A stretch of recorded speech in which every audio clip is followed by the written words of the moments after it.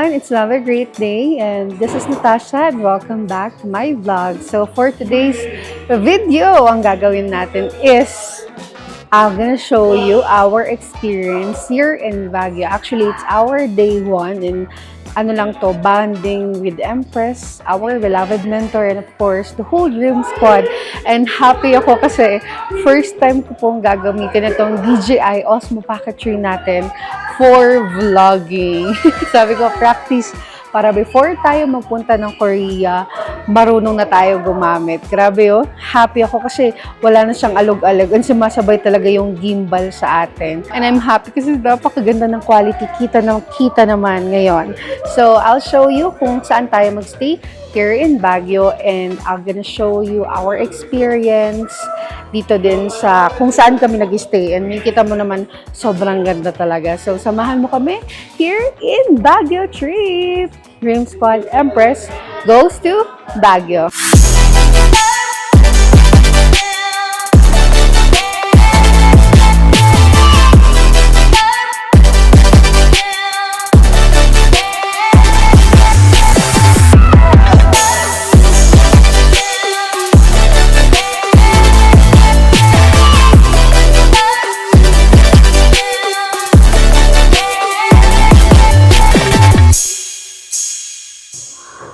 And guys, dito kami nagstay sa one of the known subdivision dito sa Baguio. It's a cabin.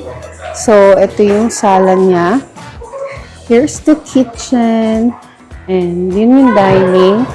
And merong 2 rooms sa baba. And dito tayo, of course, sa taas.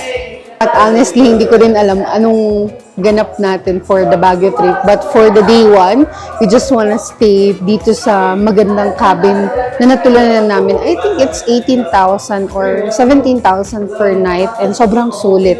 And pwede ka mag-movie, magluto, and sobrang ganda niya. Even nung nasa labas ako kanina, I'll show you the footage, anong itsura ng bahay na to. And now, I'm using the wide lens. So, may ini-insert lang siya. I'll show you. Ngayon, tatanggalin ko. Tcharan! Ganito lang siya. And I'll put this. Chuk! Ganun na siya kabilis. And it's already a wide lens. Ngayon, lalabas tayo. I'll show you yung facade ng bahay or yung exterior. You already saw the interior, which is this. Yan. Ito yung interior ng bahay. The ceiling, the chandelier. And ngayon, lalabas tayo para makita natin yung tadaan! Nakikita nyo na ba? Ang ganda, no? Grabe. Parang even ako gugustuhin ko na magkaroon ng ganitong cabin. So they call this as a cabin here in Baguio, coal cabin. So, here's the house. Ang ganda na. This is a glass house. You can see the entire interior. Kitang-kita mo yung loob ng bahay. So, make sure walang naka-burlesque queen dyan. And actually ako, I'm happy na nagamit na natin tong ating bagong camera. Grabe, sobrang ganda. As in, look! Grabe, ang ganda-ganda. I know soon we'll have this kind of house. This house. And ngayon yung mga boys is nagluluto. Yun sila. Woohoo! Hi, Empress! Tingnan mo doon yung... Hi! What are you doing? Wow! Anong lulutuin niyo po tonight? Menudo. Wow! Bukas pa pala. Ano lulutuin niyo ngayon? Ni? Sinigeng-geng. Nginging? Grabe naman! Dapat in 2 days, maubos natin to. Beef dyan ah. Ito na malaki. And ito yung tindahan natin dito. Tingnan natin yung punana natin si Queen. Oh my God! Matutuwa si Queen! Wait lang. Bakit? Ano nakita mo? Tignan mo. 1, 2, 3. Ay, matutuwa talaga ako. Something I like. Coke. Uy, grabe, Ani. Oh, ang dami naman, di ba? And on this side, you will see a fire pit. Ito. Pero hindi siya totoo. Ano lang siya for the design. So, ang galing kasi ngayon hindi ko hawak yung camera. Walang nagko-control. It's automatic. Tingnan nyo. I'll go to the left. I'll go to the right. But though, may limit lang siya. Hindi siya 360.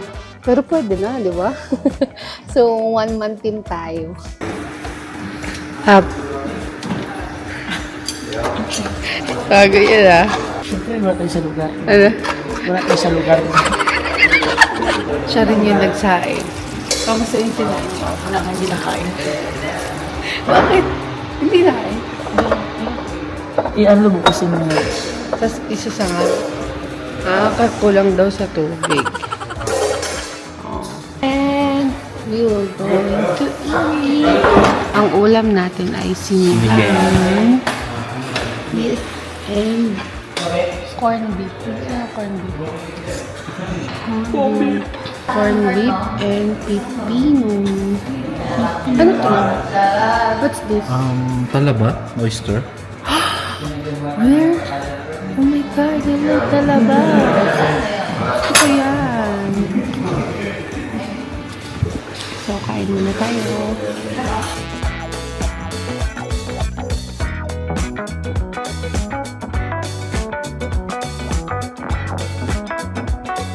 Yung sa akin kanina, hilaw yung sinain ko.